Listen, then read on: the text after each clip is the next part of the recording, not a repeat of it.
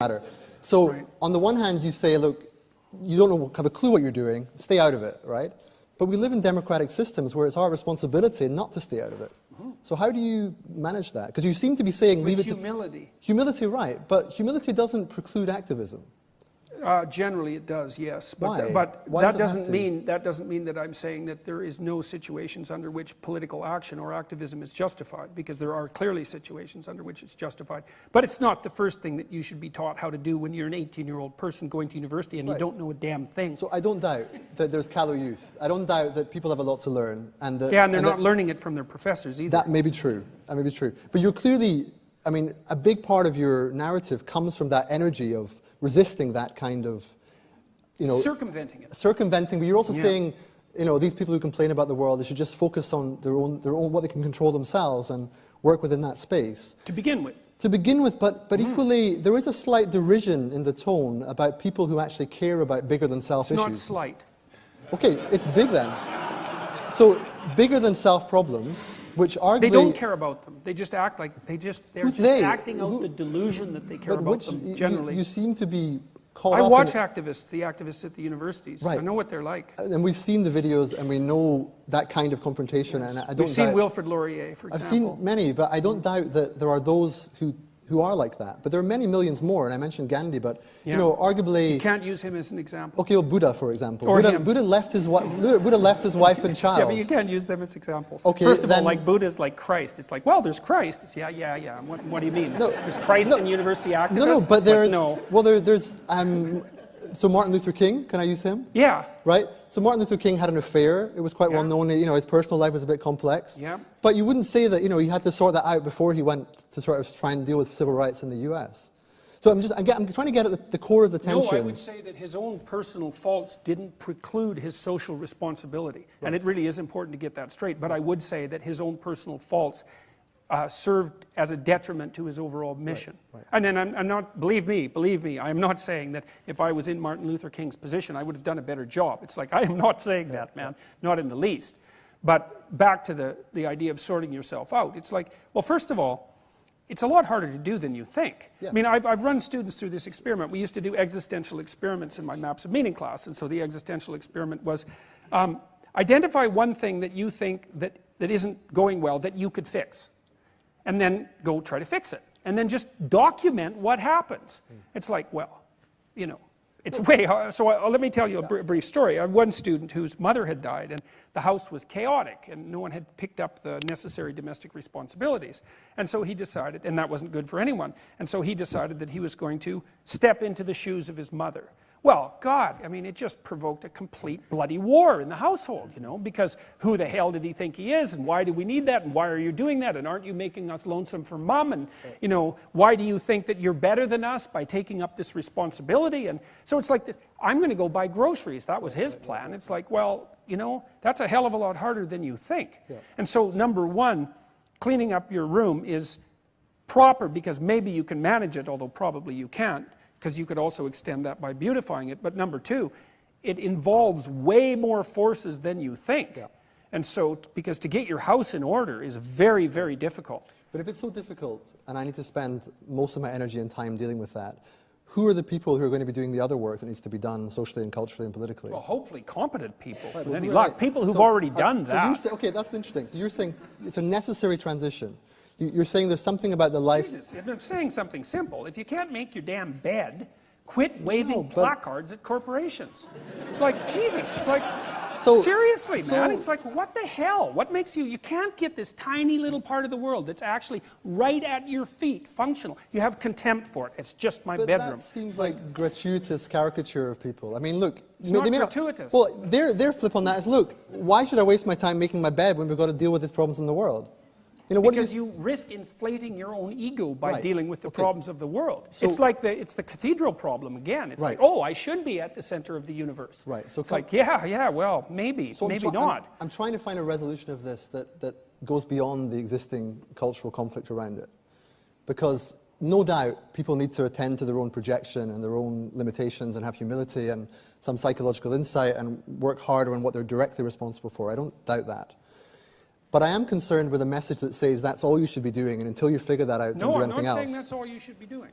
But you're saying you have to do it that first. before you can do that, you should be very leery of assuming that when you try to do something else, you won't just make it worse. And you will. Right. Look, I've dealt with people who've dealt with complex systems for a very long period of time. Right. And I know the difference between someone who can make a complex system better and someone who will make a complex system worse. And most people will make a complex system worse. Okay. That's for sure. So that's okay, that's good, because that's coming to the question of development and the question of human maturation and the question of what it means to unfold throughout the lifespan. So just to try and distill that last point, you're sort of saying don't begin and end with your own responsibility of cleaning your room and sorting your personal and immediate affairs out, but realize that until you can do that, you may be lacking certain forms of competence that might make you doubt whether you should be quite so visceral and adamant about your political views. Precisely that, yes, and it's exactly the opposite of what students are taught in universities. But you're not saying don't care about those things or don't act on them, but just while you're doing them, attend to your own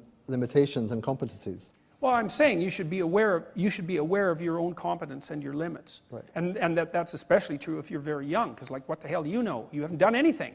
You're like, I tell 18-year-olds, 6 years ago you were 12. It's like, what the hell do you know? You haven't. You're under the care of your family or the state. You haven't established an independent existence. You haven't had children. You haven't started a business. You haven't taken responsibility for anything. You don't have a degree. You haven't finished your courses. You don't know how to read. You can't think. You can't speak. You're ill-kempt. You don't know how to present yourself. Well, Jesus, you know, and it's just not right to tell people in that situation that they should go out and change the socioeconomic structure of the culture. What those children or young people observe are not wise adults managing complex systems adeptly. They see people giving subsidies to fossil fuel companies. They see people they see activists injustice. teaching them at university who are no smarter than they are. Jordan, and they think, well, I can do that. You're so hung up on the university experience. We keep coming back to this issue of the activists at the university, which is clearly very salient for you. But for those who are not there, it's frankly alienating. Because your other work is so fantastic, but it keeps coming back to this narrative of these slightly callow students who are maybe a bit over-enthusiastic about a political issue. Well, I'm more concerned with their professors than with the students. Okay, also the and professors I'm concerned about them. the professors because they've completely corrupted the humanities. And the humanities are the core of the university. And by corrupting the humanities, they're corrupting the fundamental structure of our civilization. And they're spreading that out into the general culture. But and there's no excuse for that. They may be doing that, but simultaneously others are corrupting the ecological foundations, the social foundations. Democracy is arguably dying. There are real problems that are existential threats at a different level. There's a whole large variety of existential And I don't threats. think that's happening principally because some people are being taught feminist theory in the University of Toronto. It's not that. It's something else, much bigger and broader and deeper, that when people raise these issues, you focus on that small issue, not the big ones that they're worried about. Well, it depends on the issue, I suppose. I would say that climate change, for example, just for argument's sake. Well, what should I say about climate change? Well, what should you do if you drive here? No, I didn't. What did you do? How did you get here? I took public transport. Okay, well, you know. But that's not really. But again, that's hardly the point. I mean, well, no, it is the point. It is the point because it's part of the problem with climate change is irreducible complexity. It's like there's a cost to our existence, and the cost is externalization. Externalization of costs, and we don't know how to manage that. And I would say, should we be concerned about it? It's like, absolutely. Do we know how to be concerned about it? Not really. Not really, right. So then how do we learn? That becomes the question, right? So the younger generation who are likely to be more directly affected, the kinds of people in developing countries and younger people who feel the pinch of this all the more because they can see, for example, New York, the chance of it being underwater by the end of the century is not negligible.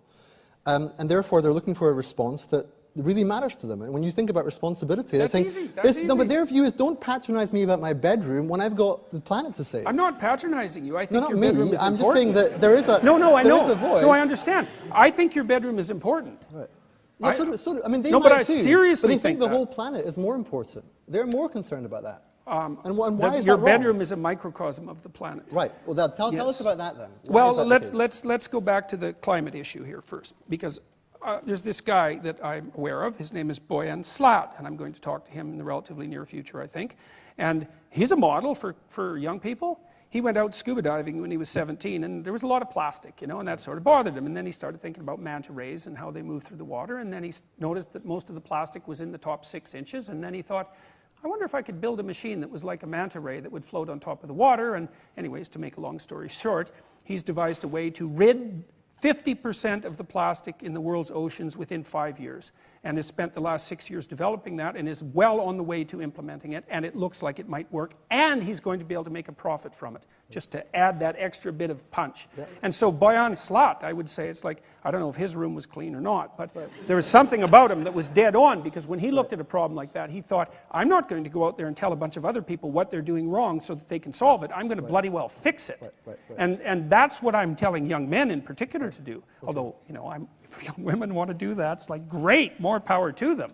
But, you know, people say, well, I'm taking climate change seriously. I'm going out to protest. Like, you're not taking it seriously. That's not serious. Serious is you're going to devote 80 hours of your life to it for the rest of your life, right? You're going to work on that so intently that you're not even going to think about anything else. Like, that's serious. So what you care about